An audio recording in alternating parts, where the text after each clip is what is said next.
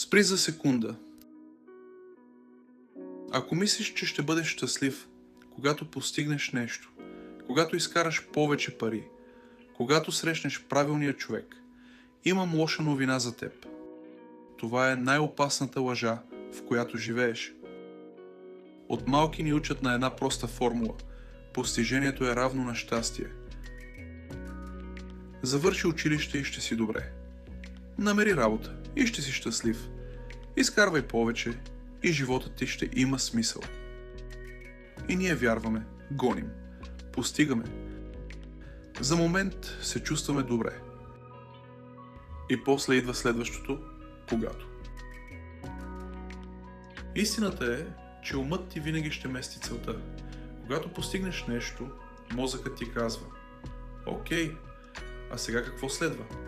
И така, ново отлагане на щастието. Това е като да тичаш към хоризонта. Никога няма да стигнеш. Истината е проста, но неудобна. Щастието не идва след успеха. То е начинът, по който вървиш към него. Ако не можеш да бъдеш спокоен сега, няма да бъдеш и тогава. Най-опасната лъжа не е, че нямаш достатъчно, а че ще бъдеш достатъчен някой ден.